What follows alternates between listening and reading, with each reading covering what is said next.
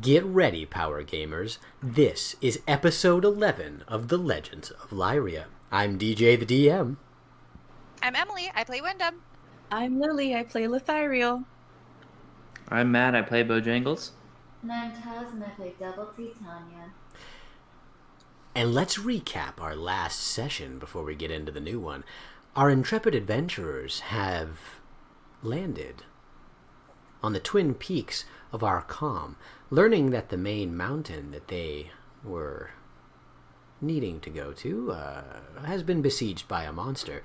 They returned the noble to the peak of Arcani, where they found out that not only they were welcomed as dwarfkin, but in order to outfit the rebel band that they seem to have gathered with any sort of magic weapons, magic armor, they would need to be able to get some arcanite, a very rare mineral that it seems is what the dwarves use to fold magic properties into the weapons and armors they craft.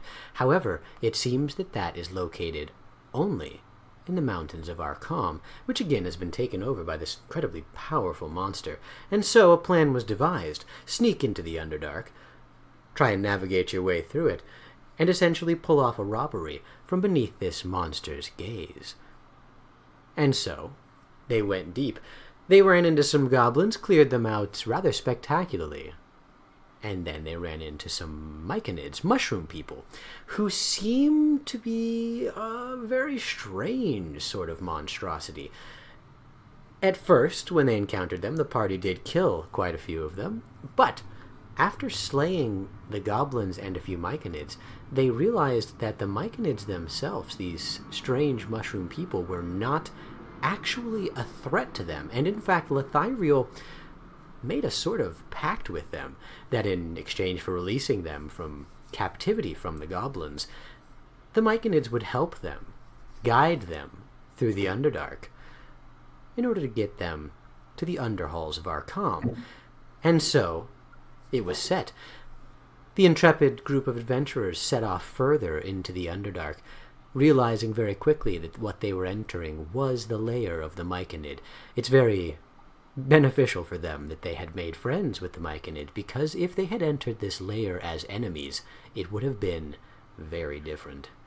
But sure enough, with their friendly banter, you found safe passage, quote-unquote, through the myconid lair, and saw a myriad of strange things, a pile of corpses that were being constantly moistened and added to by the myconids dragging corpses from all around the Underdark.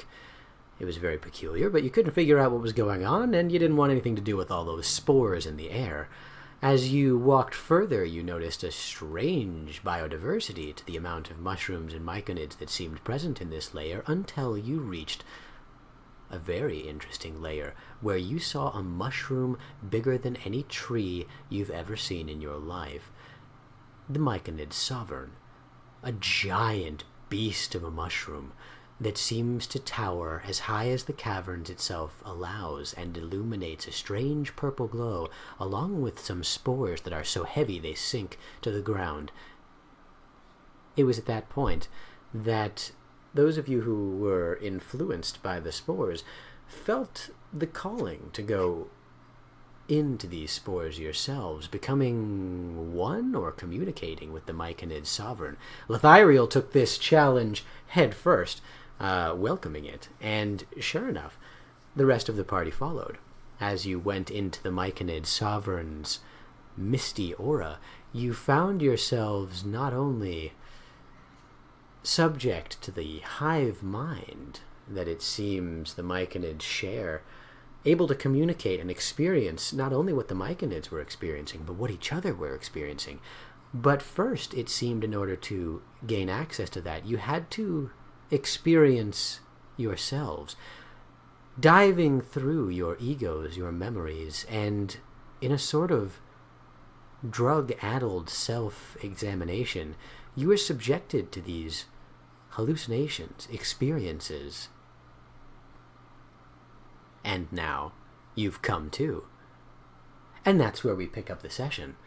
Your consciousness returns as you each take in a deep, shuddering breath.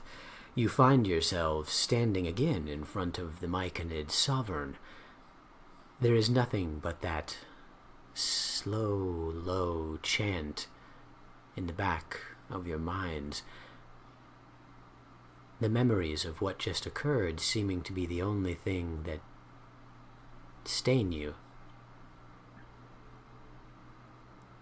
You have a moment where you look at each other, look at the Myconid Sovereign, look around to the many Myconids who seem to be eagerly looking at you, and one of them begins walking towards you from farther away as you hear that very low chant in the back of your heads.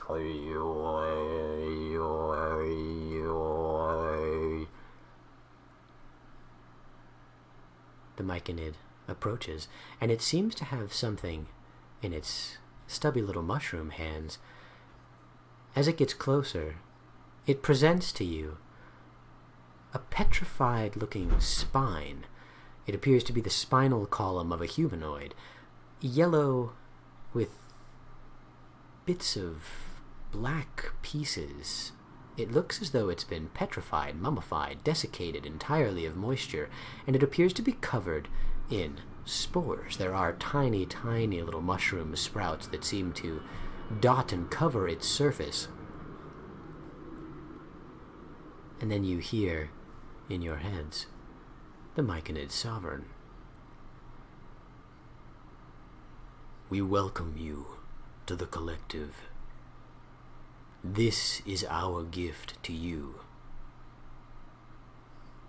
You may know it as DJ's Crunchy Spine. Since What Wolf redeemed 1,000 points to name a magic item DJ's Crunchy Spine last session. Apparently the creature whose spine this was. That may have been its name. But this will allow you to communicate with us wherever you are. Simply crunch it and crack it, and it will release spores into the air that will once again connect you to our sovereign hive mind. This will be how you communicate with us, and how we are able to provide you guidance throughout the Underdark. In this way, we will always be with you. Lothariel immediately steps forward and takes the crunchy spine. Excellent. Thank you so much. It is impressive how trusting you are after an acid trip. Right? Honestly, yeah. They're our friends. Did we not become closer? And besides, what's the difference between what happened to us and the way we've been communicating with telepathically? Because I'm not the one who's doing it. Double T has been in our head the whole time. Yeah, but there's no background noise when she does it. I like the background noise. It's soothing. I mean, if you find unsettling noises soothing, I guess. The Myconids are very nice. Thank you. We appreciate everything you're doing for us. You hear in your heads, all of you. And we appreciate your addition to the collective. Go forth and prosper. May you have luck on your journey. Thank you. You see the Thank- mushrooms start waving their hands. They seem to be doing a little dance. I wave Like, back. what do you mean a little dance? Like, Well, they just seem to start dancing. You're not exactly sure why. You're welcome to make a check or so if you'd like. yeah, what kind of check? Like a nature check? Sure, or yeah. insight, Nature, or- investigation, insight. Okay. I guess we'll try Perception? Well, you already see that they're dancing. Oh, okay. I guess insight. All right. That's a 12. I'll join you on the inside. Yeah. All right. Ha! It's a 12 as well. 21. Wow. Okay. You're very insightful. So, this makes a lot of sense. Bojangles and Lethiriel, you're watching the Myconids begin a sort of slow, rhythmic, happy dance, and you're not entirely sure why. You can tell because you're connected to them. You feel it's a sort of dance of departing, a celebration of some of the collective leaving. The closest you can kind of make a parallel to is it's a celebration of spores leaving the collective in order to spread and grow, foster, and prosper. That's really all you guys get out of it. Wyndham, as you look around, you realize something. This is definitely a celebration of prosperity and a celebration of departure. And you notice something else. You feel, as you look around, it's more than just a celebration. It is the Myconids offering to send one of their own with you on this journey. You see a little tiny Myconid begin approaching you, Wyndham. The rest of you are so busy watching this strange dance that you don't particularly notice it. It's fairly tiny compared to the other ones, maybe a little sporling, or you're not sure what exactly you would call it.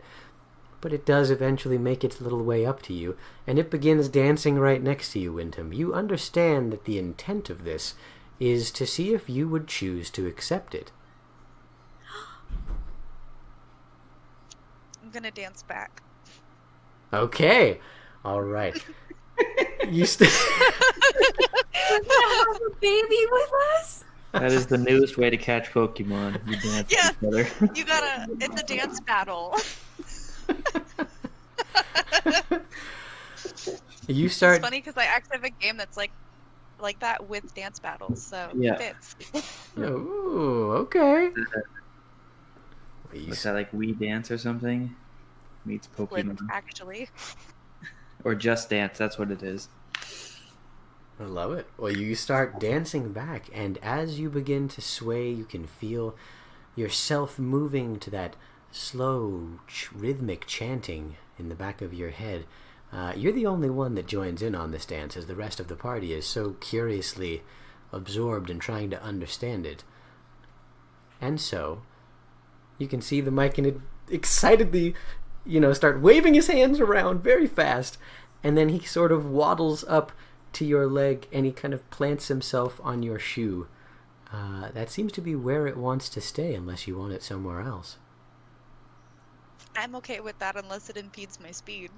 It does not seem to, no. And as it kind of plops All right. itself down on your shoe, you notice it begin to... It still has its legs, but as it plops its little butt down on your shoe, it starts to set out like a sort of little glue or goop that starts to make it adhesive to your shoe. You notice that unless something dire happens, it's probably there for good. I love him. I will die for this small mushroom. I have a question. Do you want to name him? Oh, yes. Should we ask the chat too? I don't even know. Oh my gosh. Yes. Oh my goodness. We should give chat a few minutes to give us some options, and then we can put it to poll. I love it. Absolutely. That's a great call. All right, chat. Now's your time to weigh in. Go ahead and post what you would want to name this little baby sporling. And then we'll give those options as a poll. I do want to mention the results of our poll for the favorite character. It seems to be a tie between Bojangles and Wyndham. Oh my. It seems that the Captain Supreme and the Druid that just won't quit are tied head and head for our popularity contest. Very interesting. So, I think Wyndham should have won that. you think so? Yep. Well, She's a team player. Dude, you're like MVP though. You kill everything. I can just hide behind you and not die most of the time.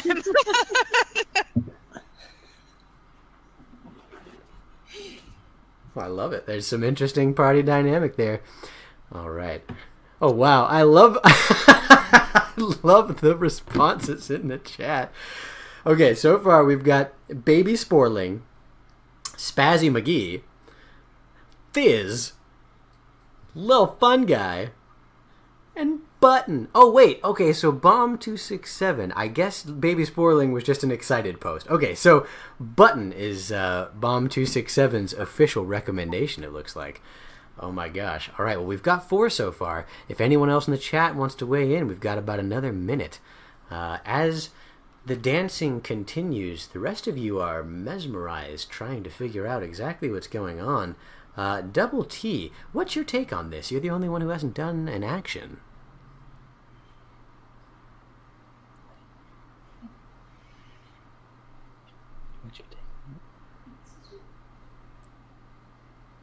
Double T? Wait, I didn't hear that. Sorry. So, as this is happening, the dance continues, and you're the only one who hasn't taken an action. What's your take on all this? What do you do? I just don't. I want to blend into the back, and I don't want to be a part of this. This is crazy. They've gone crazy. Okay, well, you can definitely feel that since you're connected to the hive mind, you know that they can feel your fear or trepidation, and you More also... like insecurity. What's that? More like insecurity. Your insecurity, your unsureness, your nervousness after that strange hallucinatory introspection, and now this, it's enough to shake even the most resolute, and you know that they can feel your shaken status, but at the same time, you can also feel their intentions. It does seem to be somewhat of a joyous thing. It doesn't seem that they mean any danger to you. But you're not having it. For the most part, you just try. You in your mind, you're just like, it'll be over soon. We can leave here quickly. Come on, guys. Yeah, if we get away from here, it'll be better. Excellent. Well, yeah. With that, it looks like chat is done responding. Let's go ahead and do our poll to name Wyndham's new... Oh, I love it! The Boot Baby! Yeah, the Boot Baby Myconid. Oh my gosh. Alright, go ahead and vote now, chat. I'm excited to see what everybody chooses. Man. I wish I could vote. Name that Boot Baby. Boot Baby! That is so exciting. We get to keep a little baby mushroom. I'm so excited. I'm so excited for the introductions. Wyndham, wink, wink. Yeah, that's going to be fun breaking that to the rest of the party. Right? I mean, we all DJ. see it sitting on her foot, right? Not yet. You will. I mean, you're all really looking at the rest of the dancing. She's the only one who, took the time to join in on the dancing, notice the Myconid approaching her. The rest of you are just kind of surveying this large crowd of mushrooms. You're not focused on Wyndham, surely not. Oh, okay. Oh man, the votes are close. Oh my gosh. It looks like we've got 3 for Thiz right now, and we've got 2 for Little Fun Guy. Oh man, it's neck and neck. Oh man. Oh, it's just, this is incredible. Yeah, it looks like we're at 4 and 3 now. Wow. Oh my gosh, 5 and 3. All right, I'm not going to narrate the whole thing. I'll let it play out organically. But you guys have seen this dancing. Perhaps you've had enough, perhaps not. What do you do?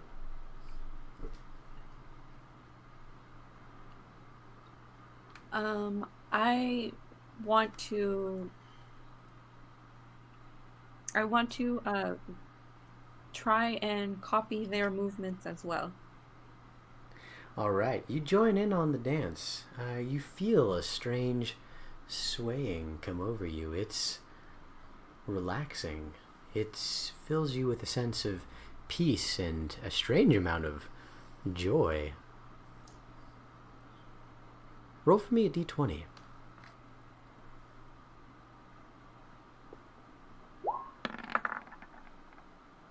I got a 16. Nice. Okay. It's at that point that you see another little mushroom start approaching. It also starts dancing along with you. What do you do? I dance with it too. I try and copy its little movements. Okay, you try and join in. Roll for me an insight check. One last time.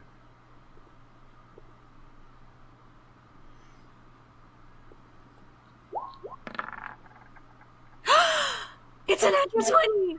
Oh my! Wow! I was born to dance with spores. I see it! Well, it looks like the good news is we're going to get to go with the top two names, because now you absolutely have got another little Myconid friend. I'm so excited! That's incredible. I really wasn't sure how this was going to go, but you guys have got two Myconids now. Incredible. I didn't think I would get a mic in it. I was just in it for the dancing, but I'm excited to have my little baby. Yeah, holy cow.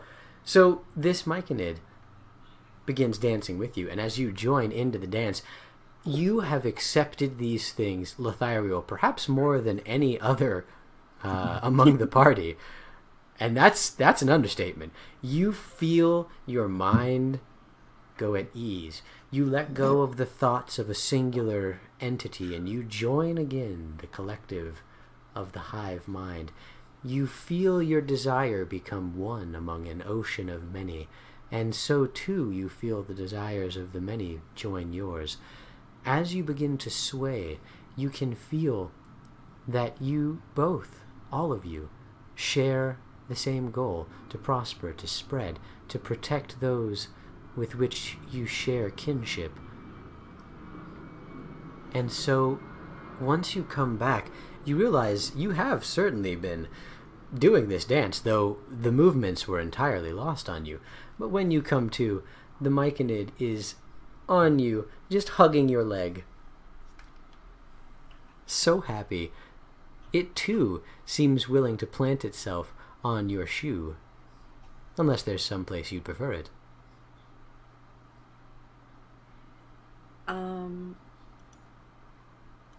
My shoe is fine for now. Okay. Wow, I really didn't think you guys were going to get more than one of those. That's going to be interesting. Excellent. I'm so excited. I get to take a piece of the Myconids with me. You got the spine, you got the baby, like dang. Yeah, you really made out. Not bad. That's a natural 20 for you. God dang. Wow. So, it looks like the names are going to be this. There's Thiz and there's Little Fun Guy. Congratulations with the most popular names. What do you guys want to choose for your... I guess who gets which? What will she... Oh, I'm sorry. Emily should go first. You got a natural 20 though, so I was gonna say that should give you first pick, I think. Oh, well, if you insist with my natural 20, I want to go with Little Fun Guy. Alright. I will go with this. All right. Cool. So you've got two little new Myconid friends that seem to have joined you along the way, both planted to your shoes, one Thiz and the other Little Fun Guy. Welcome aboard. Our party is growing, guys. Yeah. I'm so proud. And with that, is there anything else that you guys want to do? Bojangles and Double T. You know, I'm still pretty messed up of that whole experience. I'm good. That's Look fair. at the stats, how close they're getting to these things. Yeah, you do notice that as the dancing continues, the other two members of your party do seem to be getting continually closer to the mushrooms. Oh yeah, that's not good. They're getting too close to the monsters.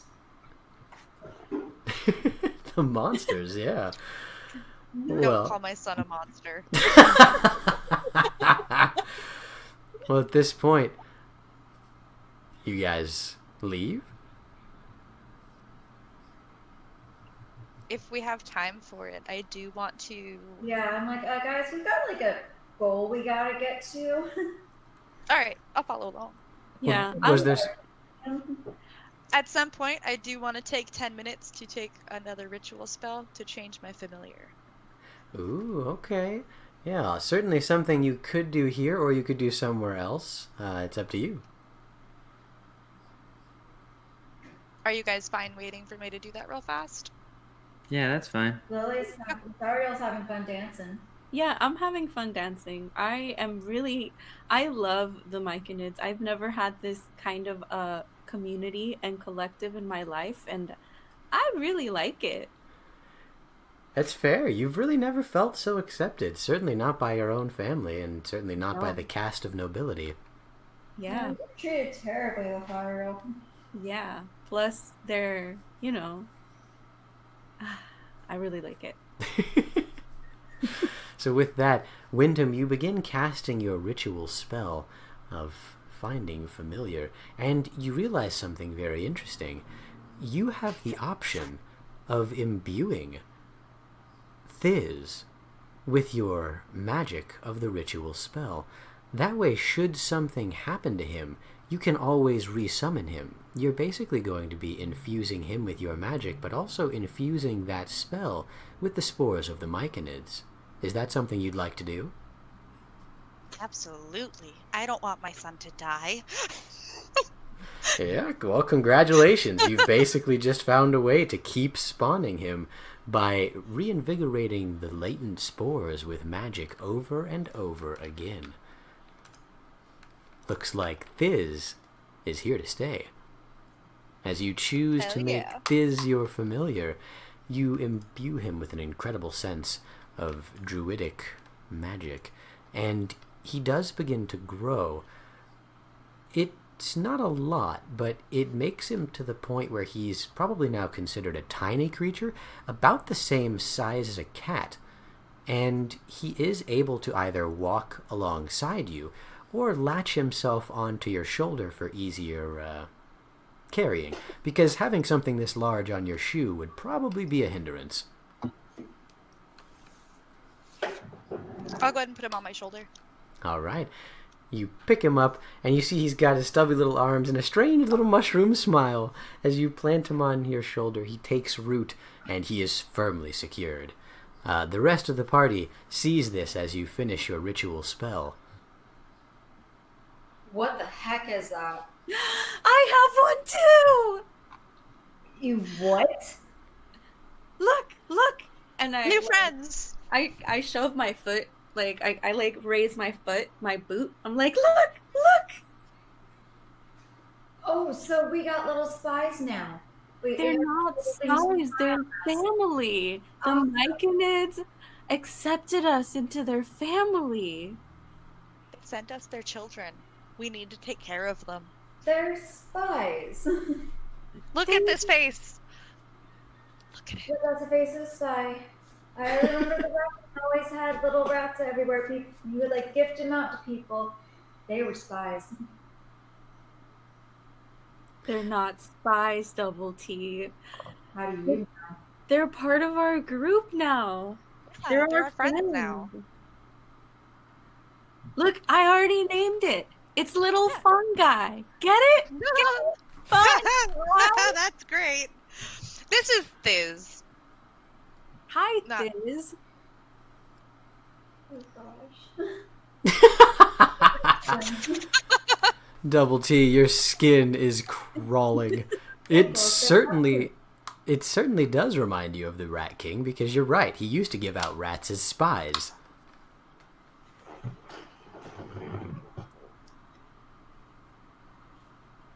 Considering where we're going, is picking up children along the way really the best idea? Remember what we did to the Goblin King? What did you do to the Goblin King? Oh, Wyndham can tell you all about that. I We Okay. painted it red. Maybe we should head out now. Yeah, let's keep going. Yeah. All right. You guys begin making your way away from the Sovereign and away from the dance of the Myconids. As you travel through, you see the biodiversity return, the myriad mushrooms once more fill this layer. And as you continue walking, now accompanied by Thiz and Little Fun Guy, you can tell the effects of the spores are ever so slowly beginning to wear off. Slowly, but surely. However, as you continue walking, you do pass yet another pile of dead bodies, and the Myconids that seem to be dragging dead bodies of all kinds, some of giant spiders, some of creatures you're certainly not sure what you'd call them. There's nothing like that you've ever seen. But they seem to be pulling these corpses into a pile, and then there's many of the Myconids standing on top, releasing spores, releasing water, all kinds of things. But as you're now connected to them, you can feel what's happening. As you look towards the Myconids, who seem to be pulling the body of what appears to be a purple-skinned corpse with just stark white hair, you see mental flashes, mental images of this once terrifying warrior roaming through the Underdark, roaring with all of its might, slashing and cutting through Myconids at will as they try and run away with their tiny little mushroom legs. And then you see the next image that flashes in your mind is the Myconids finding this creature dead. It's not apparent how this thing died, but they seem to pick it up and start dragging it back. And the next image you see doesn't seem to have occurred yet, but it seems to be their imagining of the future, as the corpse takes its place on the pile, and mushrooms, little tiny Myconids, begin sprouting out of it. And as they sprout out of the corpse, they begin roaring, "Rawr!" and little tiny baby roars that mimic the roars that this once proud warrior had been issuing before it died. It's at that moment that you realize what the pile of dead bodies is. It's a nursery. That's how they procreate. These creatures are essentially the janitors of the Underdark. They go around and they find corpses, they drag them back into the Myconid layer, and they use them to reproduce more fungi. It's their cycle of life.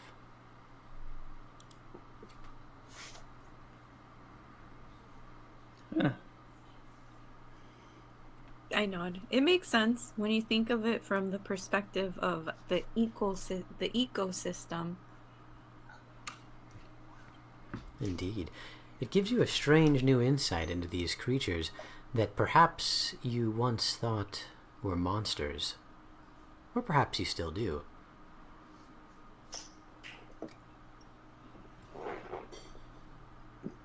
But you continue.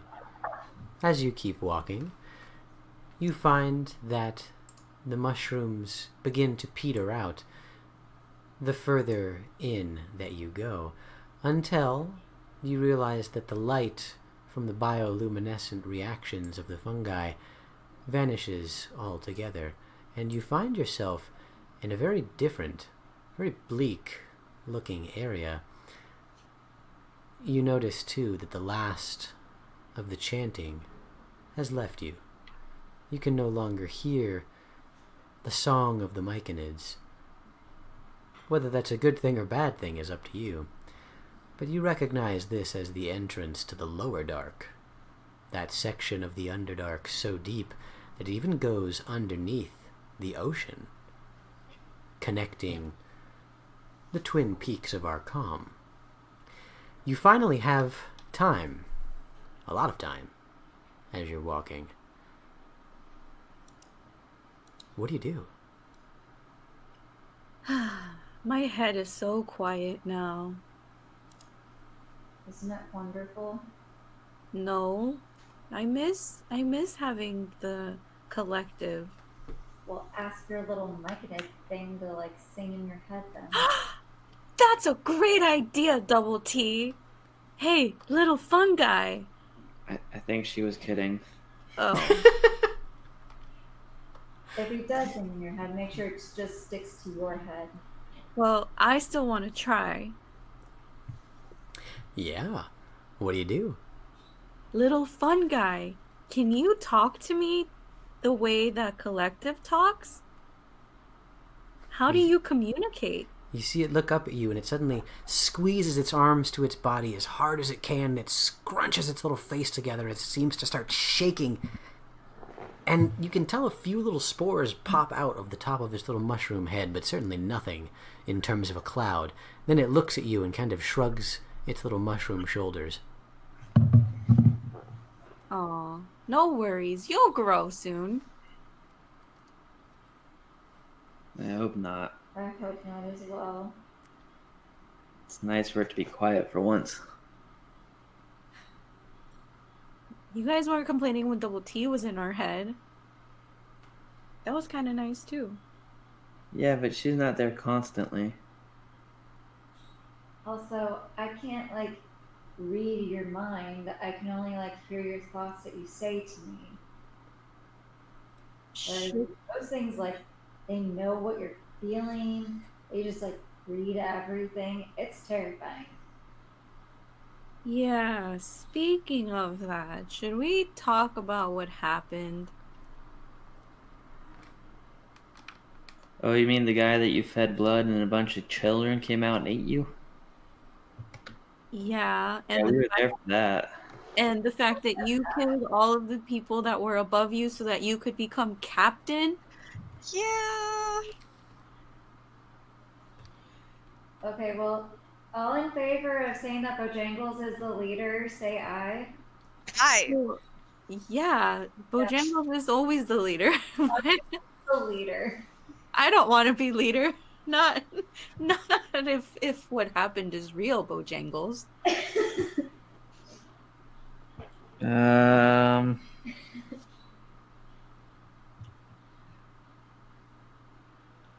I think a lot of those events were taken out of context. How do you take murder out of context? So you didn't kill those people? I did, but there's a lot more going on with each one of those than what you see. I think it's a good idea to talk about everything because being with the collective, they knew everything, so they knew why we acted the way we did. And I think as a party, we should continue that aspect. So, is like the deep meaning with Wyndham's is that she'll give her body and soul over to us? Like, she'll do anything for people she wants to help? I really don't know what you're talking about. You like let this little kid eat you. Wyndham, you have I got no idea. I'm sorry. Look, that's clearly a lie. I mean, we were all like there from your perspective. Yeah, you really wanted to help that kid. You let him eat you. Look, however we ended up in this situation, there really isn't any lies anymore between us that we can tell. That's just where we're at. I mean, we can lie to ourselves. We can't lie to each other. Yeah. Exactly. So we should continue the conversation. For example, I don't think I've ever seen my father in real life. So, Oh, that was your dad? yeah, What? that was my dad and my grandparents and the the lady my dad left at the altar. But So my dad was supposed to get married to a high priestess of Loth, And then I showed up at the doorstep unannounced, and my dad stepped away from the wedding ceremony and disappeared. And uh yeah, my grandparents lost a lot of influence because of that. Are you saying that you're an illegitimate child? Yeah, I'm also a half elf, and I don't know what my other half is. Well, you can rest assured your skin's not dark enough to be a drow. Mhm. Yeah, but it's kind of crackly. I don't know if you've noticed, but I thought you just needed a lot of moisturizer. Yeah, I was gonna say. no. So what was up with the children then? Yeah. I don't know about the children. I mean, children are mean. That's all I have to say. Were those like the kids from your past where they were just always mean to you? Yeah, they didn't want to talk to me because I was an illegitimate kid that was half elf. I wasn't even a full elf. I don't know why you're so hung up on the half elf thing. I mean, some other people here are half elves and aren't.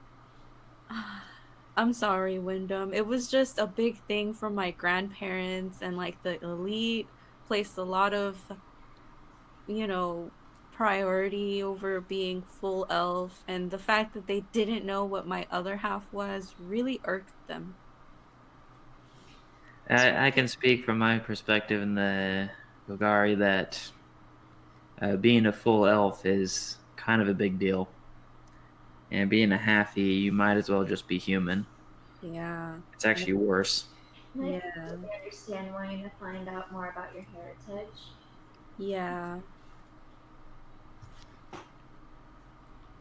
Uh, And I mean, personally, that all these things are kind of really jumbled up in my head. It's kind of hard to get them straight. So going through them one by one might really help straighten everything out for everyone. Mhm. yeah, that's a really good idea. So, but wait, if you've never seen your dad, how do you know what he looked like? There were a couple of portraits, but my grandparents kept them away, hidden. I would sneak in sometimes to look at him, but after he disappeared, nobody's heard from him since. I don't know if he's alive or if he's dead. I don't know if he needs help. Were those the old people at the end, your grandparents? Yeah. Did they die? Like, are they still alive? Huh. Well, they left me here after I asked to be treated like an adult, and I thought they had finally started believing in me, but I don't know. Maybe they knew about the attack on the island and they left me there to die. Or maybe they did exactly what you said, like treat you like an adult. That is treating you like an adult, leaving you to fend for yourself. Yeah, that is a good point. Or maybe they just decided, oh, this is the perfect time for us to ditch her. That is also another perfect point. I mean, they still had connections, and isn't it a coincidence that they left right before the attacks started happening? That is, Yeah, That is. yeah. I would say it borders on very suspicious. I mean, we knew that it was gonna happen. I mean, we didn't know what was going to happen, but we knew something was coming. We were trying to warn you guys. Who's the we? The druids that I used to be part of before they all left the island. Oh, Who did they try and warn? Well, most of them just left. But I started going through like the outer ring, and started trying to go to people into the lower city that I could tell, but no one believed me. well, to be fair, You didn't I exactly probably look like a found it crazy. reputable member of society. Yeah. Yeah, sorry, Wyndham. If you want people to believe you, wear something other than leaves and bark. I happen to like my leaves and bark, thank you very much. I'm not saying anything against it. I'm just saying it makes it hard for people in a city to believe you. Hmm. We got plenty of drunk, crazy people screaming about who knows what. That's fair. You don't encounter a lot of that in the trees, so it's not something you plan for. So one last thing, Lothario. What was with the blood sacrifice? Is that something your family does? No, I've never encountered that before. I'm not entirely sure what that means. I mean, I know the clown children definitely are the kids from my past that used to bully me all the time, and that was my dad, and that was my grandparents, and that was my dad's ex-fiance, but I don't know about the blood.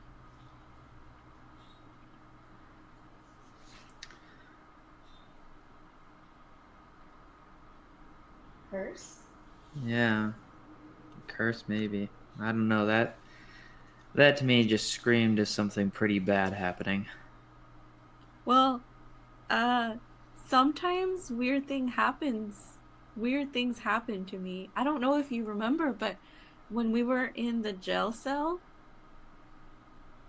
and we were trying to break down the door, something happened and I was able to use this strength that I'd never had before on the door.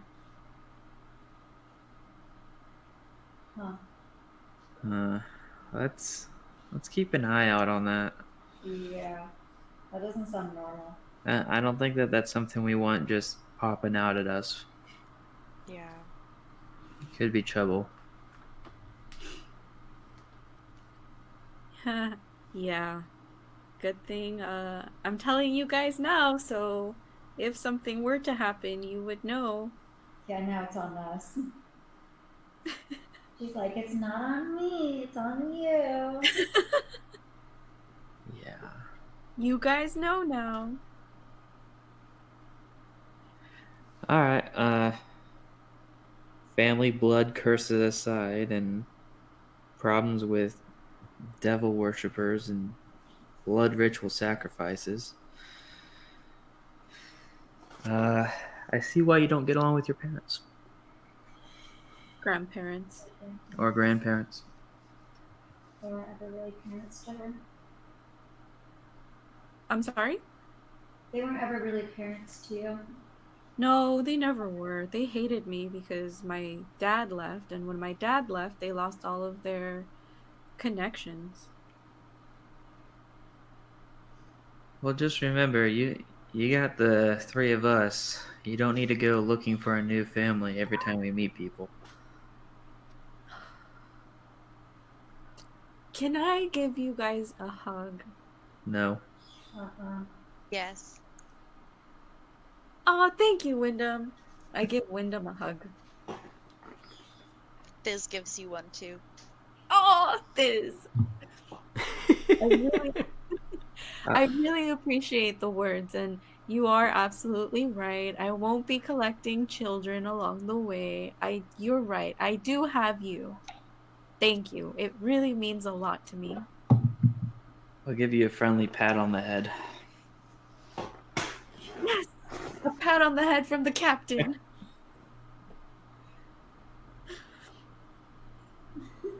All right. That's a lot to unpack. It is. Okay, what's up with the baby in the woods? That one got me a little freaked out. Right? Yeah, Wyndham. It got you freaked out? Well, yeah. I got eaten by a baby. We were all in the You same chose to perspective be as eaten you. by a baby. We're eaten by the baby as well. What else was I supposed to do? Just let it die? Yeah. Yeah. You could have like killed it. You could have not helped it. Why did you help it? Why wouldn't I help it? I'm not understanding. Like what possessed you to help that baby? It was a baby by itself. It needed protecting. And it was crying. But you needed protection too, Wyndham.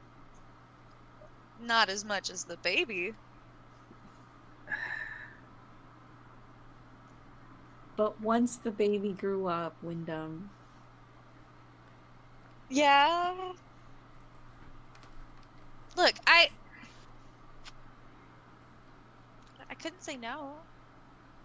He needed help. And I was able to help him. Do you like to help people? I do. That's why I stayed on the island. I got Yeah. a bleeding heart over here. Yeah, I'm gonna be honest. It seems like not for nothing. You've definitely come away from this the last few months the most scarred. Yeah. Yeah. I When would you were have to over here, agree. like you kind of knew that something bad was coming, and you wanted to help people, but you couldn't. That's kind of what this seems like, where you're trying to help someone, but the more you help, the worse it is. The more you give yourself up.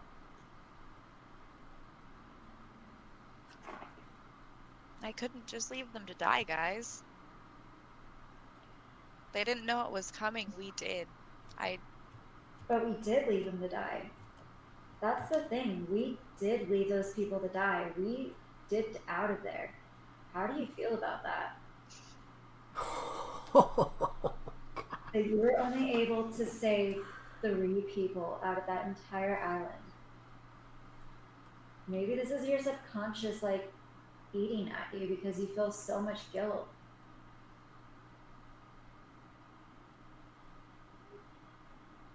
But that's not totally true. She saved 4 people. She saved herself. And Wyndham, I think you need to start thinking about yourself. Like even if you couldn't save anybody else, at least you can save yourself. That is true. But Double T's right too. I couldn't save anybody. I barely saved anybody. Was it worth leaving everything behind? Do you miss your family? I mean, of course I do, wouldn't you? I watched them step into the trees and they were gone. I'm probably never gonna see them again. You don't know where they And went? no, they There's didn't not tell like me. a meetup place for druids or anything? Not that I know of, no. I mean, I might be able to look for stuff like signs in Druidic, but I don't think there'd be anything this far out.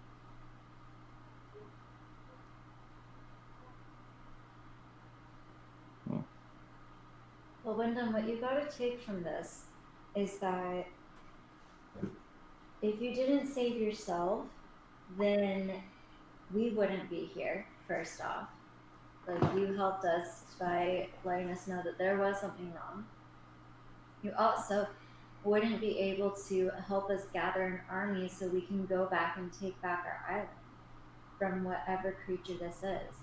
And there might be survivors, who knows?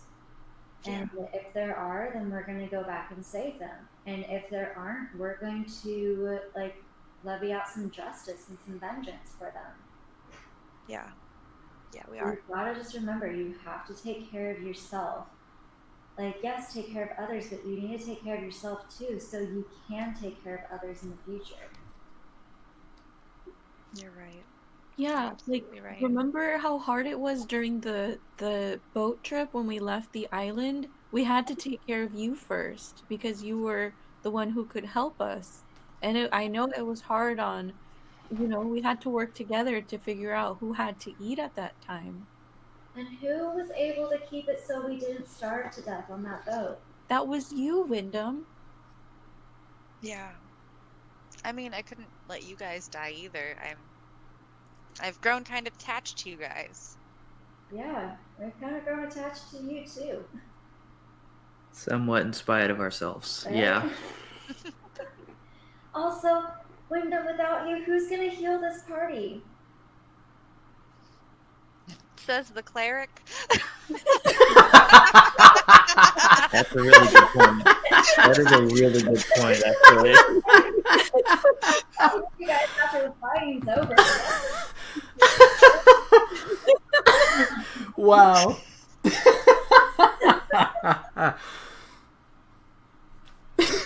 I'll stabilize you and that's it.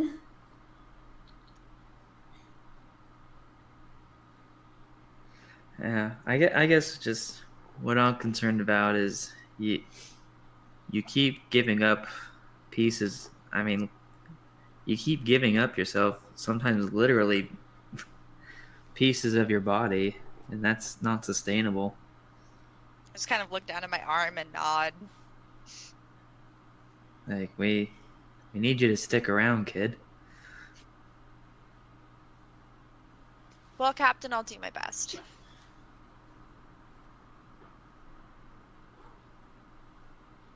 I give you a hug.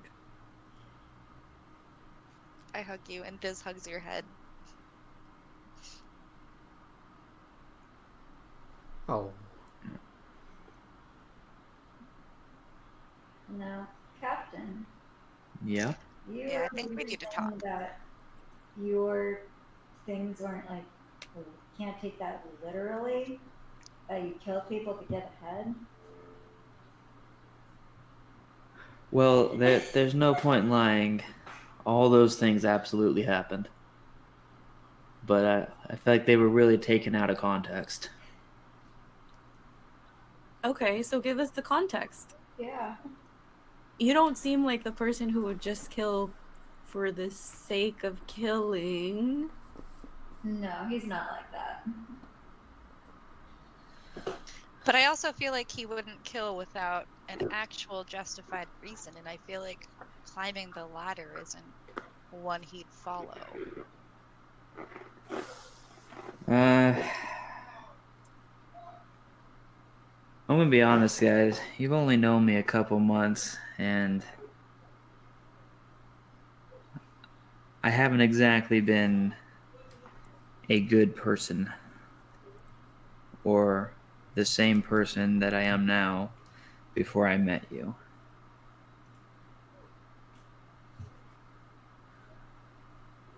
So were you like evil? You did like evil things? Did you pillage and plunder? Well, what I keep saying is you gotta look at it, it's taken out of context, is I was born in the Angonari proper, but I was born dirt poor. I had to fight and steal and trick people for everything my whole life. And I don't know if I would equate desperate and starving with evil. Well, that's good to know. But once I started using violence to get what I needed, it worked out a lot better than everything else beforehand.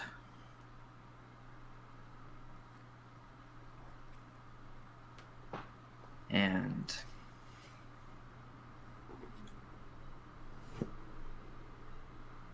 it seemed to get the most permanent results. So yours is more like a fight for survival. It started that way, but then it became taking what I wanted. And I didn't care. I quit caring about who that hurt. Do you regret it? Or would you do the same thing over again?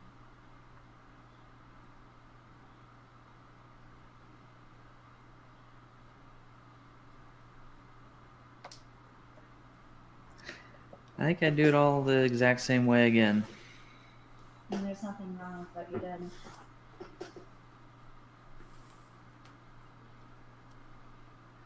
Yeah, Captain. You're in the exact spot you need to be. Because of Without- what you yeah. did, you're here now. Exactly. Now you're our captain. Mm-hmm.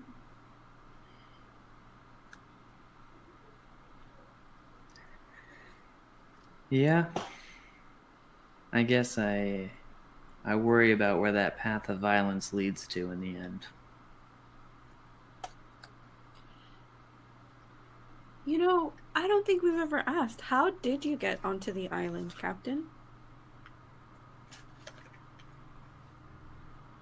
It was my first assignment as a captain. The Glenari, we were told we were going to go raid a military escort. And when we got there, it was just merchants and farmers transporting grain. My first mate, Benny, and I saw what was happening and said we wouldn't do it.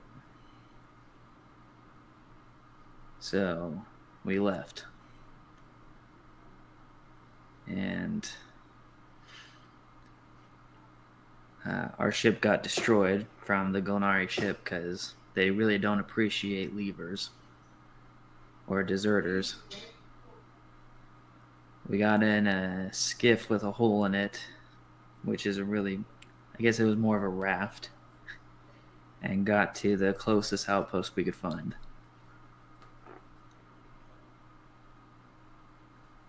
And that was the island? And that was the island. Well, see, I think that just speaks volumes about you, Captain. Even at the top, you got to the top to be at the top, to get away from the hunger and the pain. But when you got to the top, you didn't just kill for the sake of killing or follow orders for the sake of following orders. You realized that something was wrong and you wanted to do something about it. Whether that be like voicing your opinion about it.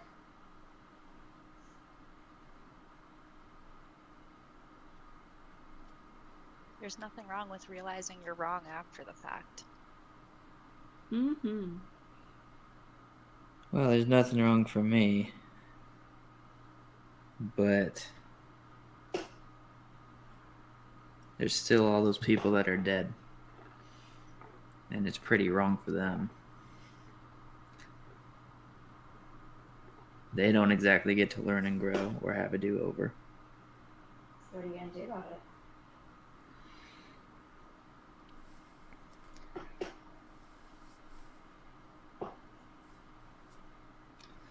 That's a really good question. I haven't quite gotten the answer yet. But I think traveling with you has started to lead me towards the answers.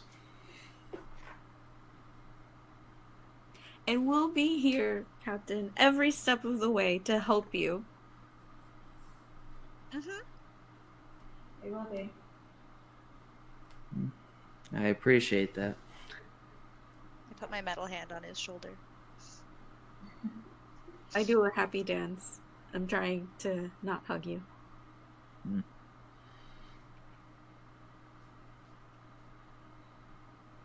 That's about all I'm comfortable sharing. What was up with the mirrors? Yeah, mirrors. Yeah, reflections of my past. Like, you saw what they were. There was, like, the storm god, which is obviously my real father. Like, obs. And then we had Papa Stormbreaker. He was pretty much the guy who, like, raised me in the church, who, like, made me kind of want to be a cleric. Like, one who's, like, fighting for the little guy type of people. Then we saw the Rat King, where he was just like all greedy. And then you saw like the hazy ones. Those are the people who like kind of raised me, but they gave me up. So your parent. They're not my parents. They were the people who like raised me and then gave me up for money to the Rat King. They sold me. I'm sorry. They're not my parents. Like I said, the Storm God is like obviously my father. Quite the terrifying father, honestly. Well, you are very powerful. Yeah. Does make sense. It's just awful that the Myconids showed me my dreams and then took it all away from me.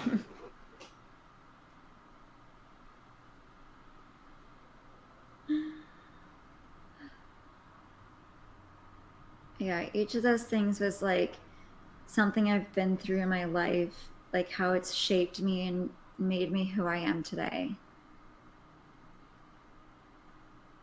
Yeah, so every person the mirror showed you was important to you. Yeah.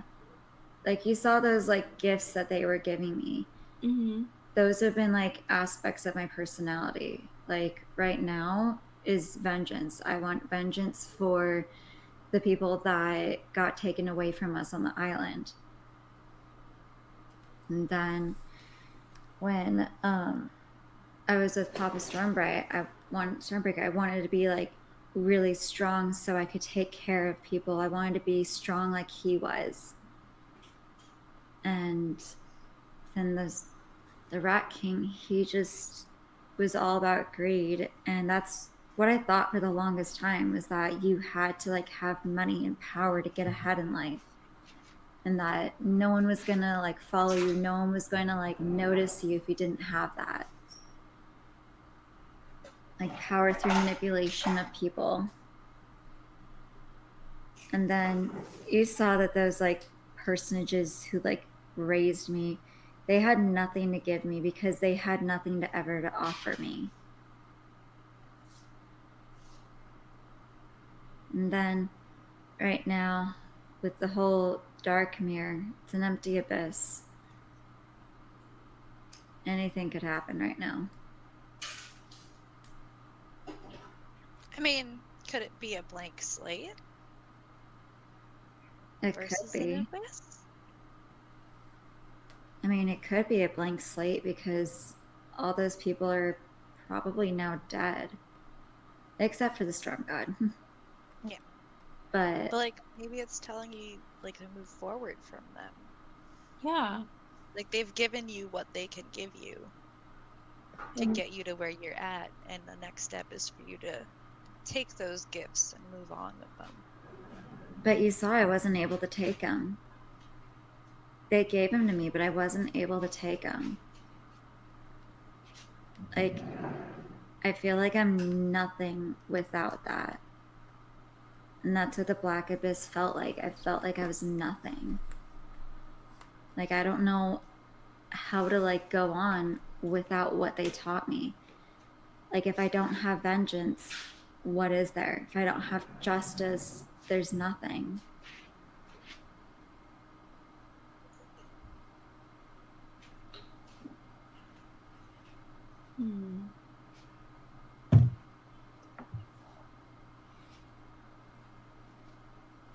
I'll have to figure that out. even without vengeance, I mean, what would you do when you were finished with it anyways? What would your next step be if you got your vengeance? I don't know. My ultimate goal is to be like the best storm lord there is. Like master of the storms and the winds.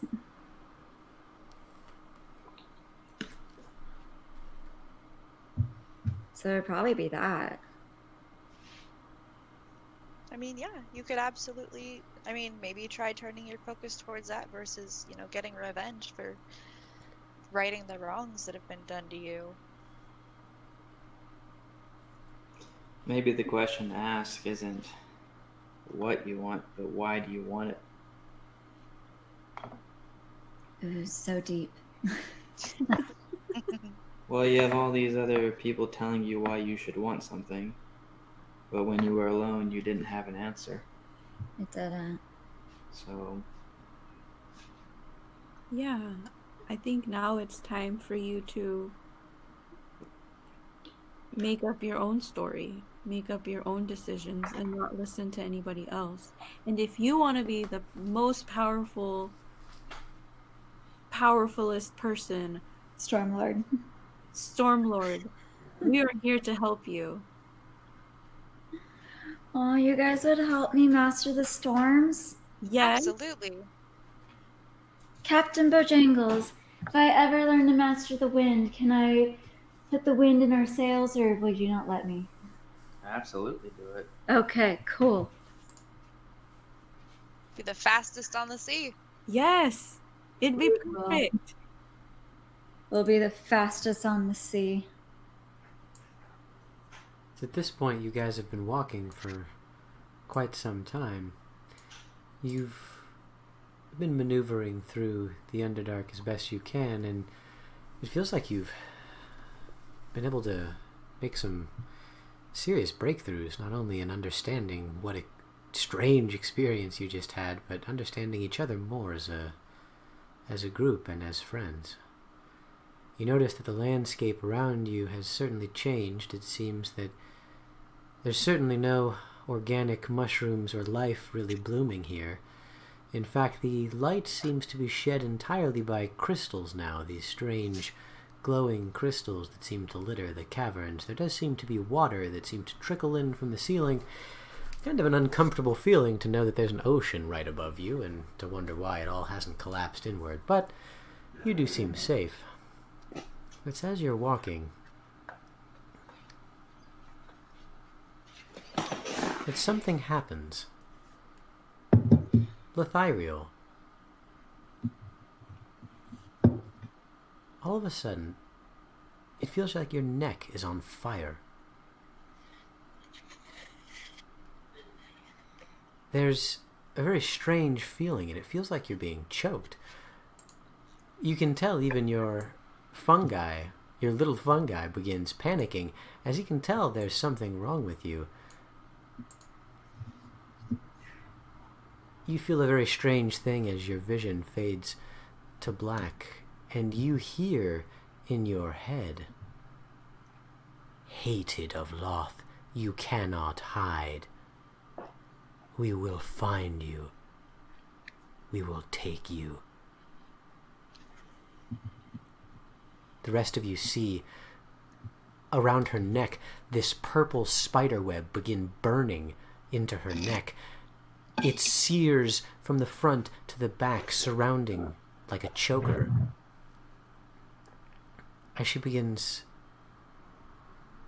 I guess, weeping, these black tears, and struggling to breathe, it only lasts for about 30 seconds before she suddenly falls to the ground.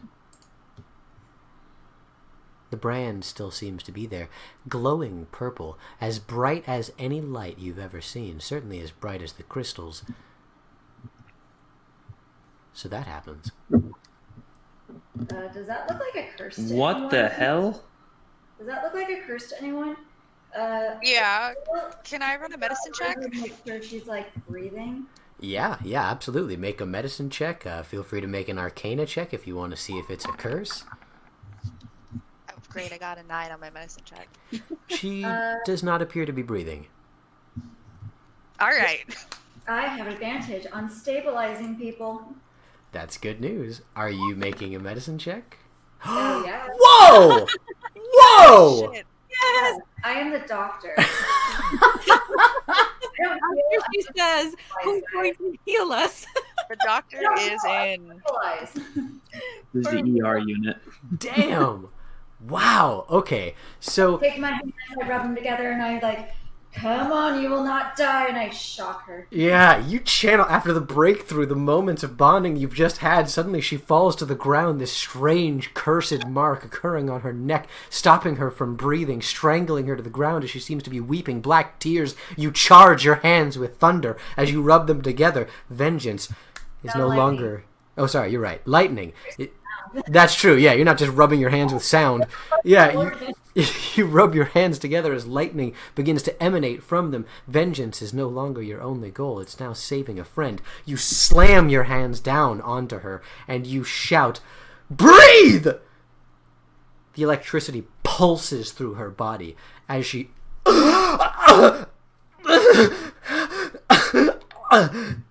You can tell her body reacts almost involuntarily as it shudders and continues drawing breath. Congratulations, you have saved her.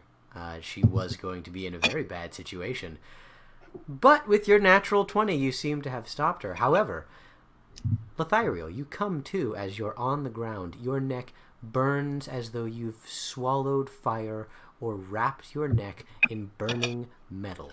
You are in a tremendous amount of pain, and it also feels like your body is shaking with electricity. You're not sure what happened. However, you do remember what you just saw. That spider dreamscape.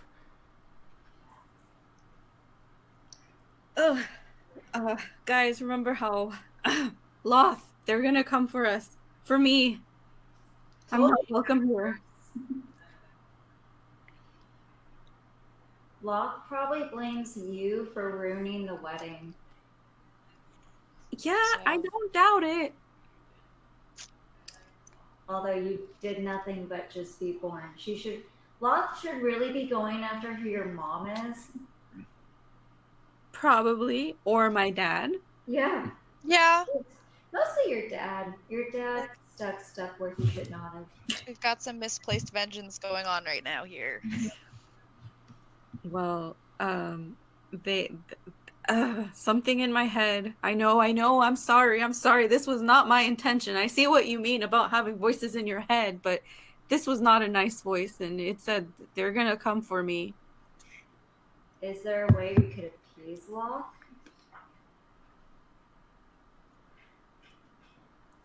I don't know. Could we appease her in some way? Like, Bojangles. yes? Having grown up on the Gulnari proper, one of the factions that works very closely with the Gulnari Legion was Loth and the many mercenaries that she commands. You can make a religion check at advantage. Okay, I'll try that.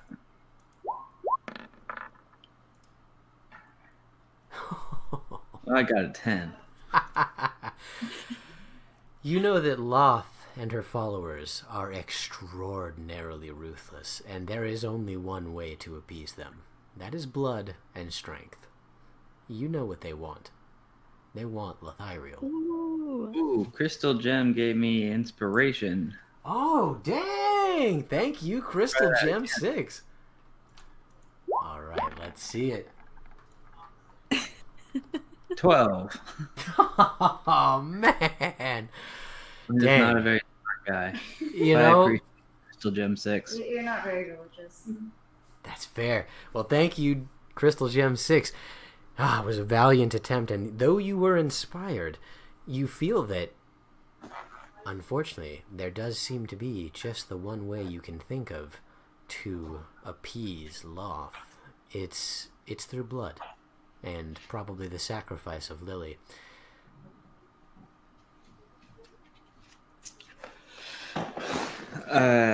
Well, Double T, I spent some time around Loth and her mercenaries, and that's where I learned a lot of my skills for sneaking and attacking, and they're not particularly forgiving. How you appease them is with blood. And if Lethiriel has been marked by Loth, then only blood and death is going to erase that mark. Her blood and death? Or whoever has a grudge against her. But this only ends in violence. So either we kill a goddess or Lothario dies. I guess it may not necessarily be Loth, but whoever marked her. So we just find out who marked her. Well, my father was supposed to marry a priestess of Loth. That's a good place to start. Yeah, that could probably be it. Women do like to have a bunch of scorn, and they do not forget. Especially drow women. Mm-hmm. But if the priestess was killed, it may be Loth herself taking out personal vengeance. It's certainly possible. Wyndham, you can go ahead and make a nature check as well, since you are in the Underdark, and this did seem to occur once you guys got down here. Holy shit.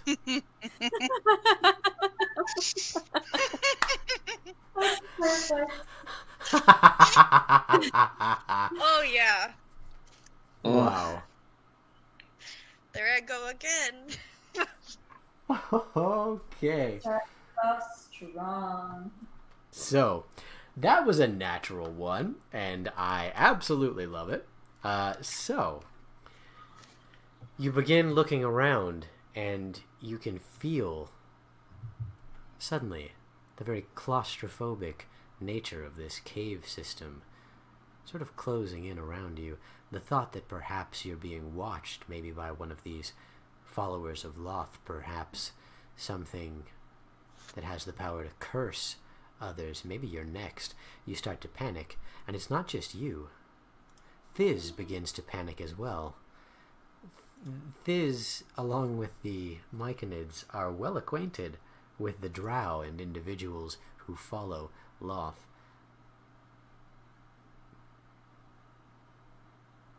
Oh man. Yeah, it's at that point that you start to panic, you start to freak out. You lose yourself in the situation, and Thiz is going to detach from your shoulder and try to run away. I want to smack her and be like, hold yourself together. I'm pulled together. I just got smacked. I don't like that. Yeah, you're freaking out as you look around. You Double Titania grabs you, smacks you, tries to get you back into where you're supposed to be. But you keep looking at Lothario. You keep seeing that her eyes are completely black now, and it seems that she can't stop weeping this sort of black tears. And the brand seems to burn and shine brightly in her. You can't seem to take your eyes off of it.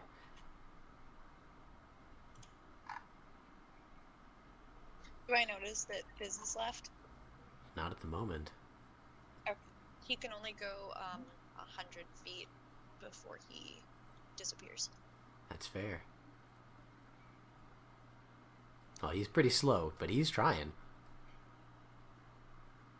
He's running those little mushroom legs as fast as he can. It's unreal. Do you want to go capture her little weird mushrooms thing? I don't want to touch that. Yeah, I'll try. Thiz, it's okay. I say as I'm still crying black tears. Yeah. Perfect person to go capture him. Yeah, go ahead and roll for me. I believe it's an animal handling check. Okay. Oh boy. Oh, 19. Okay, not bad. You hold out your hand with your eyes a solid black and your neck branded in a web of purple, and you say, Thiz, it's okay. Come back. Through your raspy, painful voice. You were one short. Thiz is not having it. Thiz is running as fast as it's not even sure whether you're trying to kill it or not. It's terrified. Poor Thiz. And it's running. It seems that at this point, it reaches the end of the limit of the spell. And since you made it your familiar, luckily it just dissipates into a cloud of spores. It's at that point, Wyndham, that you suddenly come back to, as you can feel that you're familiar. Thiz is gone. Oh. I'm gonna shake my head, like, oh no. I'm gonna go check on Lyria. It's like she's still bleeding and stuff, and I'm not okay with that. Yeah, she... Are you okay? I'm good. I'm more concerned about Lyria right now. I just kind of motion to her face. She's stabilized. But she's still bleeding? Yeah, I don't know how to stop that.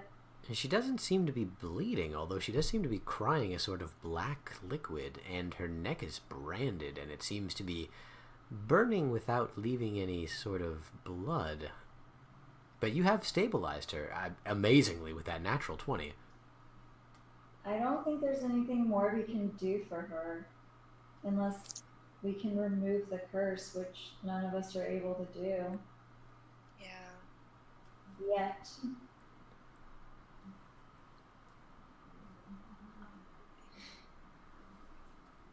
I like your new look, Ethereal. Very emo. Makes sense with everything that we've gone through. Well, I mean, you guys have all studied magic, right? Maybe you could figure out what's going on here?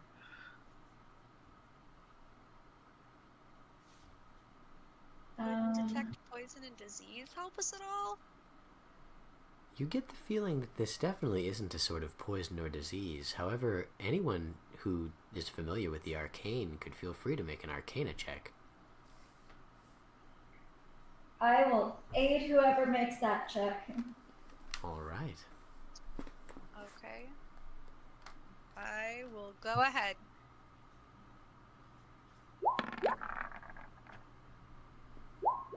What? No, that's athletics. Oh no, that's Athletics, but Oh no! Still a +0, so It's still the same. I don't know about that. It's just a misclick. Yeah, it sure is. like what her arcana would be. All right, I'll give it to you. Yay! I'm gonna give it to you because Crystal Gem 6 had expended that inspiration, and unfortunately it didn't do as much as we had hoped. I feel like the party deserves a break, so I'm gonna give it to you. All right. Thank you. Merci, Anne. We Wyndham, appreciate it. with that natural 20, you realize what's going on. It definitely has to do with the fact that she's broken, or rather not her, but her father, broke that promise with the priestess of Loth. That marked her, and her father, and her family, in the eyes of Loth. Permanently. Now, there are many ways that you could go about getting rid of this if you had sufficiently powerful magic, certainly. If you killed Lyria, or her father, or maybe her entire family, certainly. If you killed the priestess that cast it, definitely. But none of those things are really options for you. And more so, you realize it's not that anyone specifically is spying on you right now and activated it. It's that you've now entered the realm of Loth. This layer of the Underdark belongs to the Drow exclusively, and now that you've entered their territory, well, the beacon is lit. They will find you, and they're coming.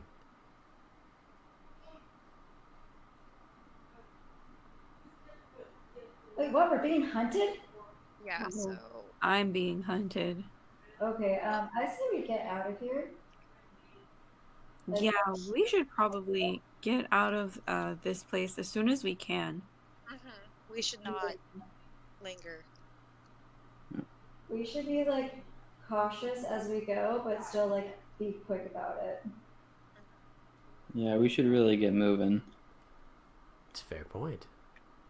You said her neck is like the brand on her neck is glowing. Oh yes, vibrant and bright, more so than any crystal in this cavern. Does anybody have anything we can wrap around our neck to maybe duel that?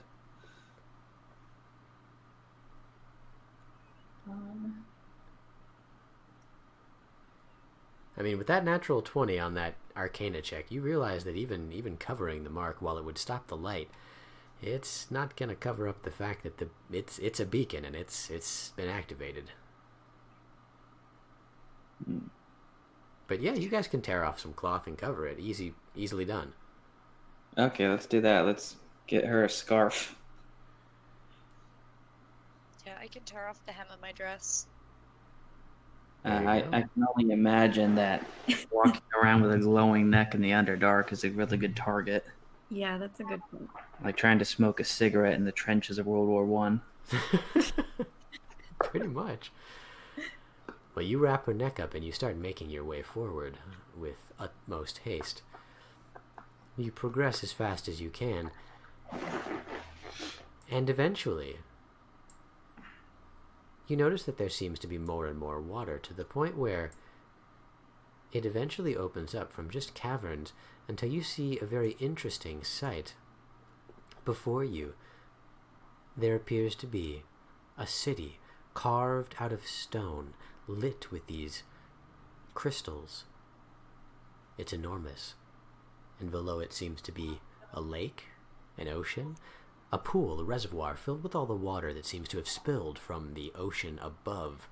You notice there are a number of small boats that seem to be going around the water down there, and you notice that the city, despite the fact that there doesn't seem to be any sunlight, does seem incredibly active, all lit up by this giant red glowing crystal in the center. What do you do?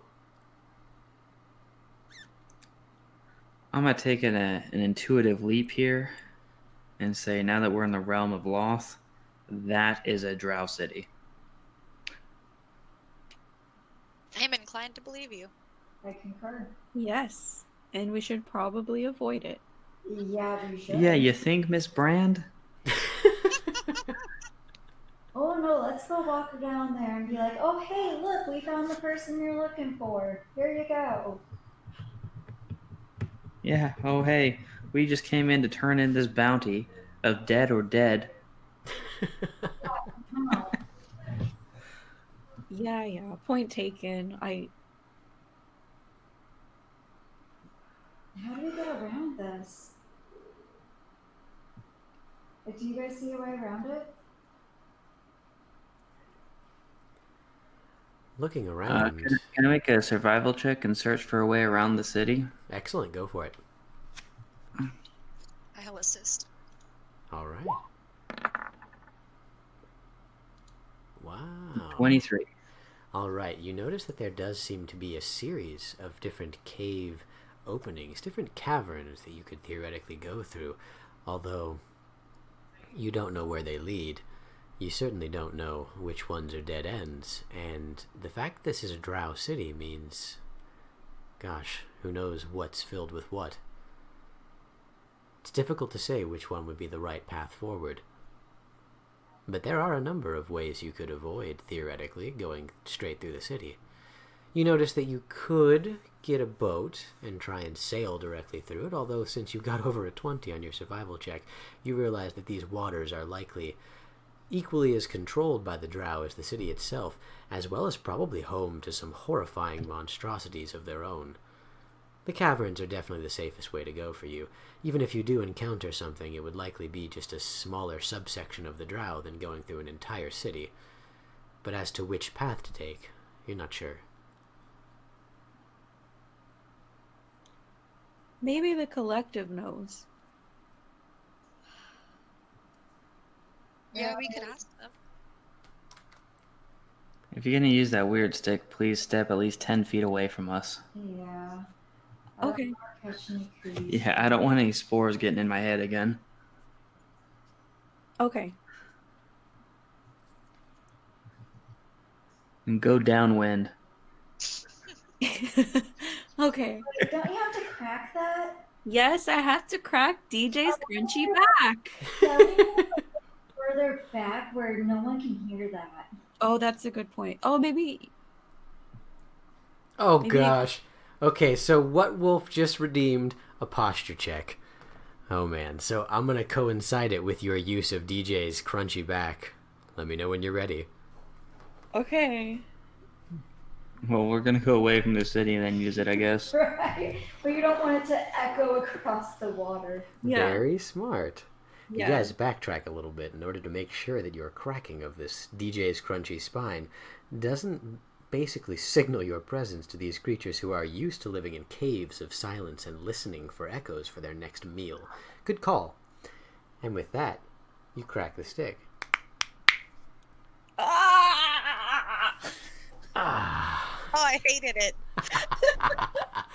Well, thank you for using your PowerPoints, What Wolf?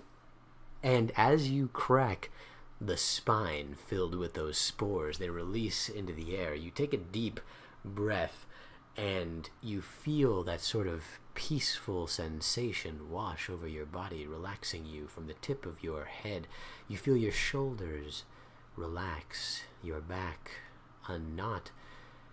Your posture suddenly becomes more upright as the burning from the sigil around your neck becomes sort of a distant sensation that you only barely register as you suddenly remember and feel that chant in the back of your head.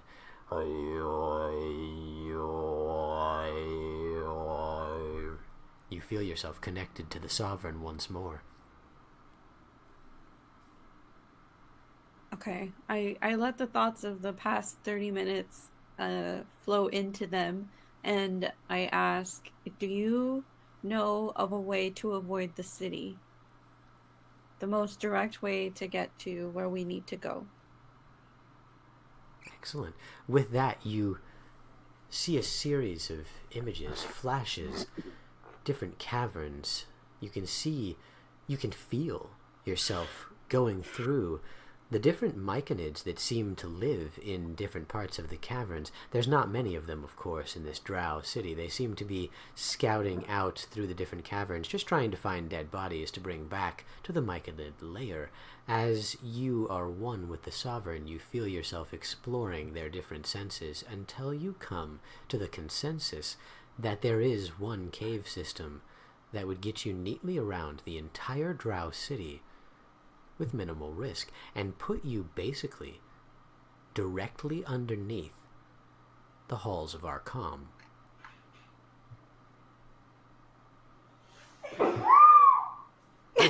Wow. Bless you, Taz. Thanks.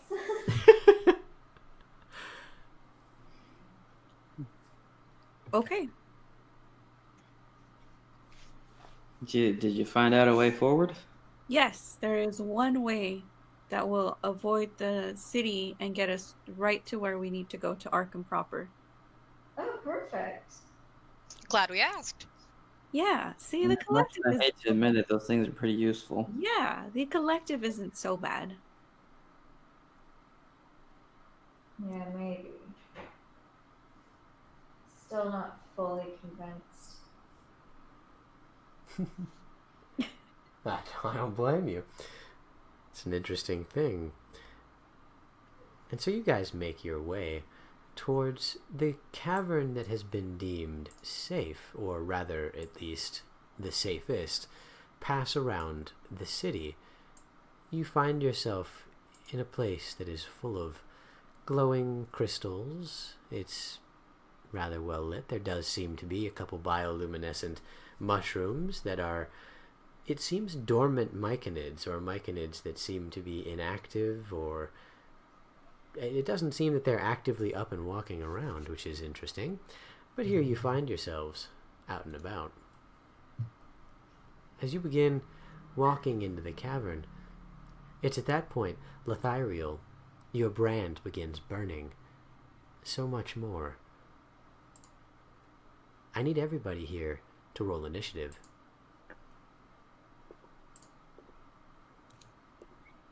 Okay. You got it.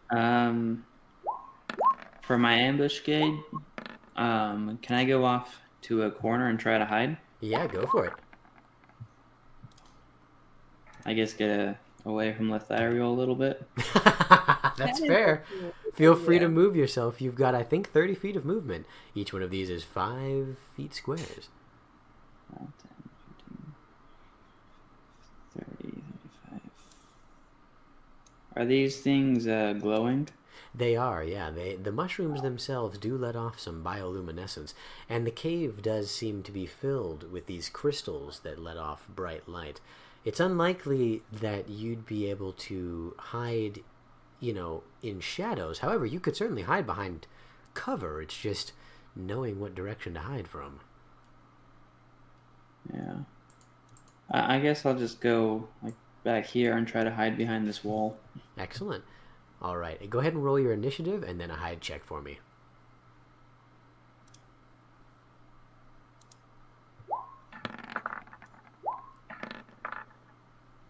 Nice, okay. 15 to hide. 15, not bad. You feel yourself relatively well hidden, at least as well hidden as you can be in a somewhat well-lit cave. With attackers, because you can see she starts reacting as she grabs her neck and starts choking, and those tears start streaming even more. You can tell something's about to happen. You dive out of the way, hiding behind cover, taking out your twin crossbows, or pistols, I'm sorry, and you're ready. It's at that point when suddenly you all see this massive area of darkness spring forth from the chasm, this small cavern or break in the cavern that seems to be in the center of this cave. You can't see anything from inside of there, and all of a sudden arrows begin flying forth. You can tell that this is some sort of surprise round as you're being ambushed. Lothario, you're going to be taking the brunt of these.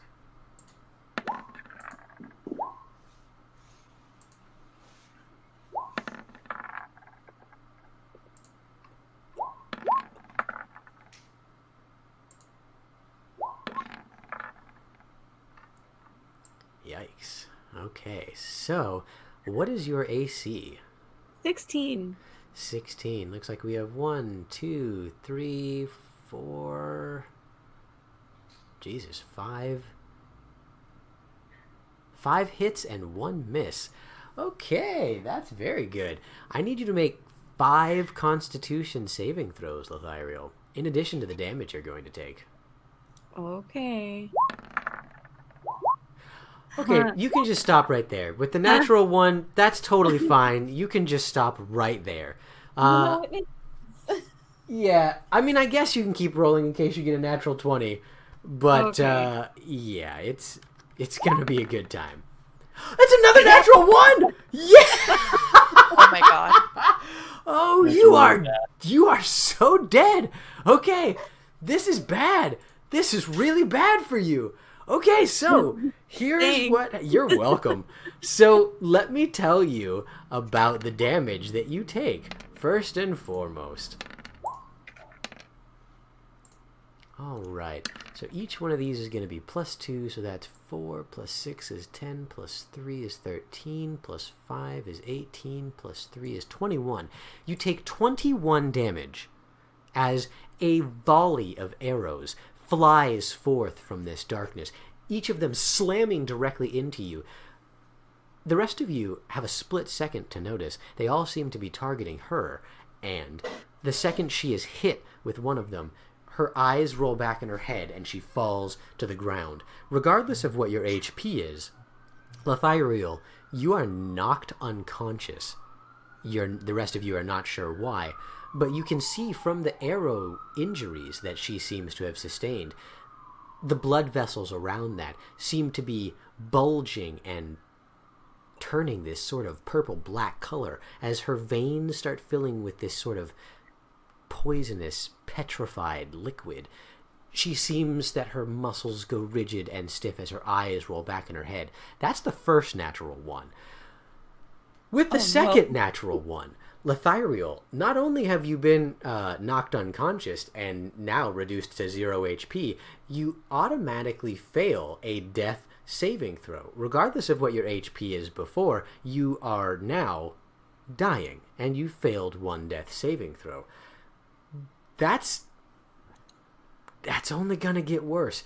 As this is for your knowledge, you are now paralyzed, or I'm sorry, you are now unconscious for the next hour. Okay. Indeed. Makes sense. Yeah, so with that, Bojangles, it's your turn.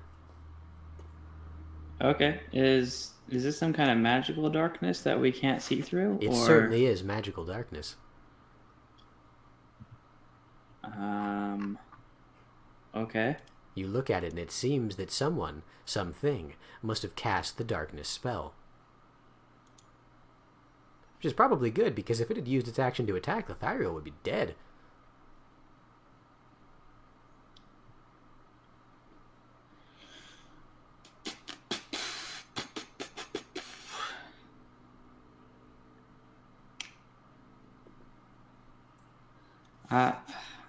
I guess I'll try shooting into the darkness. Alright, go ahead and pick for me the 5-foot square that you're targeting. This Nice. right here. Okay, go ahead and roll at disadvantage, because it seems that you've correctly found something to hit. Oh, hey, look at that.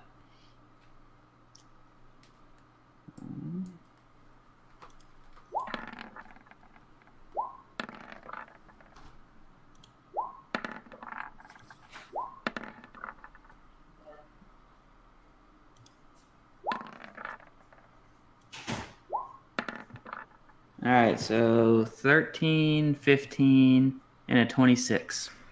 Seems the 26 is the only one that hits. All right. 7 damage. Nice. All right, you do 7 damage as you let loose a volley of pistol shots into the darkness, and then one of them, you hear a squelching as it pierces through something tangible, and you hear a... You hit something big from the sound of it, something furious. Is that the end of your turn? Yeah, that's my turn, I guess. Alrighty then. Now we're going to Double T. What do you do? Oh, I'm sorry. I was wrong. It's actually Wyndham's turn, and then Double T. Me, I got a 10. Yeah, that's true. Wyndham, what do you do? You notice your friend Lethiriel has been basically murdered. Yeah, I am going to cast Healing Word on her. Okay, you cast Healing Word. Go ahead and roll your healing.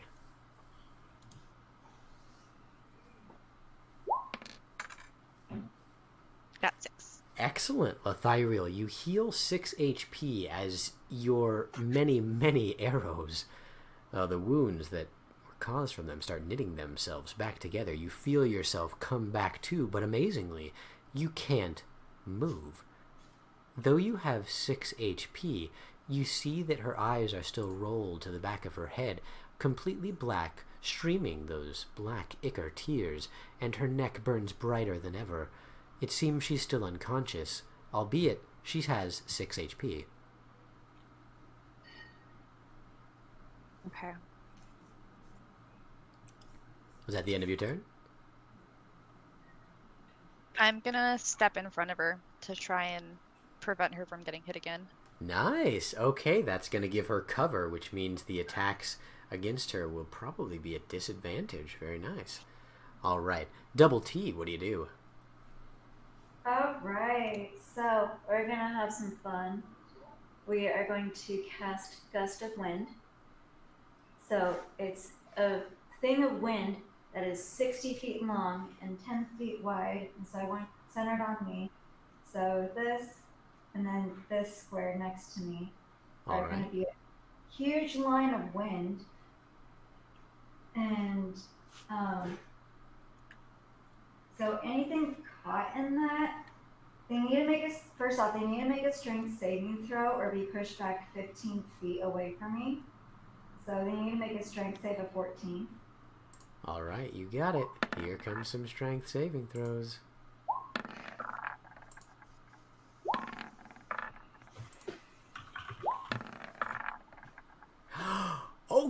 Damn!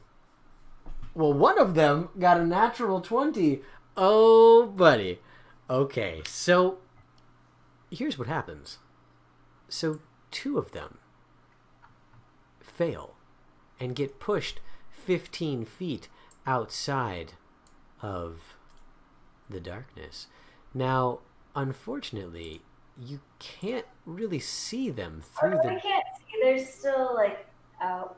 Yeah, Like, it's a good thing for them to be, out like that. But yeah, unfortunately, you can't see them. But you, metagame, know that there's at least 2 of them. However, something happens to one of them inside. You're not sure what because you can't see it, but I can assure you it's bad news. As your gust of wind starts blowing forward, you hear that very loud screech again. Your spell ends, is that correct? oh no, it's concentration. Ah, okay, So every interesting. time they start their turn in the wind, they have to make a strength save. Whenever they try to move forward in that wind, they for every foot they have to move 2 feet.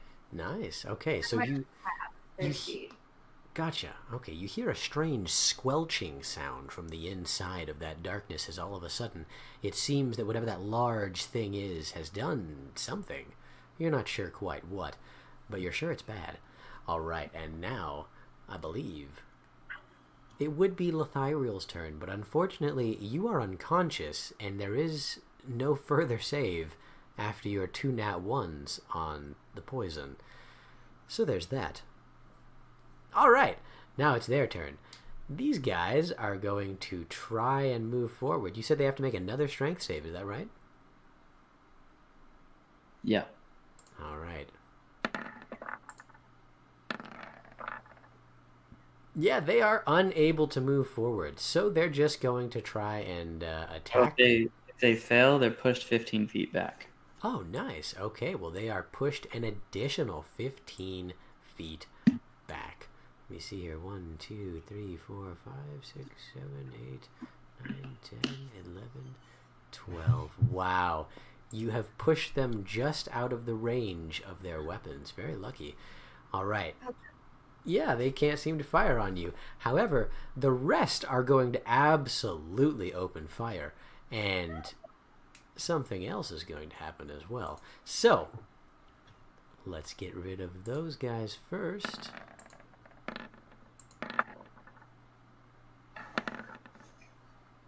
Alright, so Wyndham, one of these arrows goes wide to hit you. We're looking at a 13 to hit. Yep. Okay, that one hits. I need you to make a Constitution saving throw. I got a 12. Ooh, wow. You can feel as this arrow hits you, a very strange, toxic material on it starts pulsing through your veins. It's everything you can do to stay conscious. As you take, oh my god, max damage, 8 damage from this arrow. You feel woozy, but you manage to stay conscious. Well done. Crystal Gem 6 gave Wyndham inspiration. Excellent. Okay, Why, well, thank you. Yeah, you've got that in your back pocket. Thank you, Crystal Gem 6. Luckily, she did succeed the save, but believe me, she's going to need that for this combat. Excellent. Thank you, Crystal Gem 6. So, let's see here. Double T, I know that an 11 does not hit your AC. Oh, it does not. It certainly does not. That's fair. And then Lethiriel. Oh, wait, I have to roll that one at disadvantage, so let me roll that again.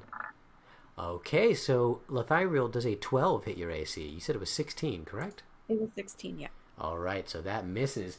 Very, very lucky. Excellent. But it turns out that's not all. As it appears, 3 more attacks come from the darkness. Let's see here. Let's have him move forward. You see this thing approach out of the darkness, it's unlike anything you've ever seen in your life. It appears to be half gigantic spider and half dark elf? You're entirely unsure, but it appears to be wielding 2 scimitars and horrifying fangs and a spider thorax. It appears to have actively secreted webs that it appears to be walking on the ground, and it seems entirely immune to your Gust of Wind spell. It takes its attacks on Wyndham. Wow. Oh no. Well, So, that's not great. The 3 plus 6, that's definitely a miss, because 9 I'm sure misses. 15 probably hits your AC. yep, I'm 13, Okay. so. And then the natural 20 is definitely going to hit your AC. Let's roll some damage. Luckily, there's no con save here, which is very good for you. Oh, wow. Okay, so that's 8 plus 3 damage for the first attack. Wow. What a weak critical. Unbelievable. Okay, so that's another 8 damage for the critical, as it actually doubles the damage dice. However, because it got a 1, that was literally the least damage it could do to you. Very lucky. So you've taken a total of 16 damage from these scimitars that start swiping out at you, slashing with an incredible speed. How you doing?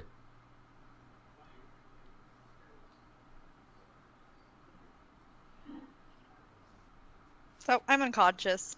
Oh, damn! All right, and Wyndham is down as well. It's with that this thing goes back into the darkness, and you lose track of it. All right, Bojangles, it's your turn. Okay, so we clearly can't fight these creatures here with this darkness. No. Like this, No one has a light spell? yeah. There's no way to do this. So 5, 10, 15. I'll cast Cure Wounds on Wyndham. Nice, go ahead and roll.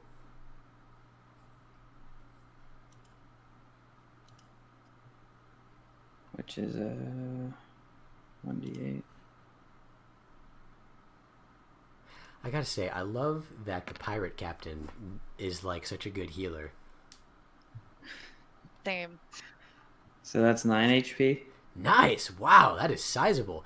Wyndham, Hell you yeah. gain 9 HP as you feel yourself rise back up. The slashing wounds from those scimitars knit back together. Okay, everybody, let's leave right now.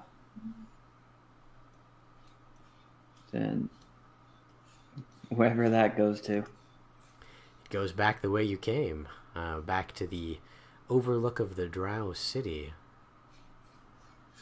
I mean, so long as we get away from this darkness, I'm still unconscious. That's very true. somebody's gonna have to drag you. I'll pick her up. But Yeah, I'll if help we carry her. go Where we came, like, aren't they going to sound alarmed? We don't They have to go certainly super might. far back. We just have to go back far enough to where they chase us out of this darkness. Because there's no way to fight them.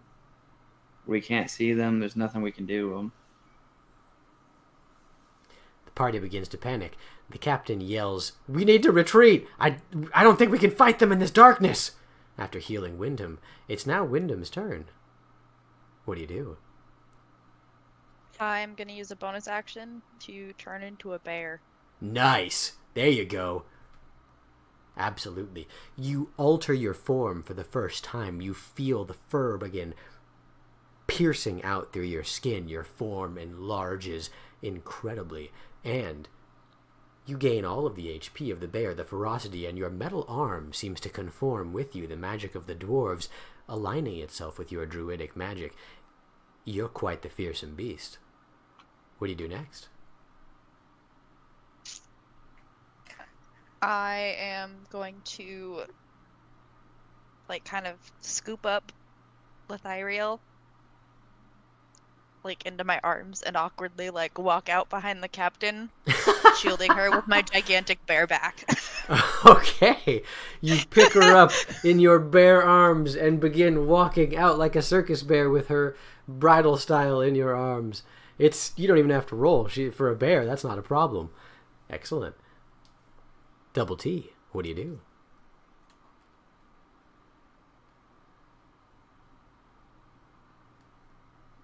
Double T?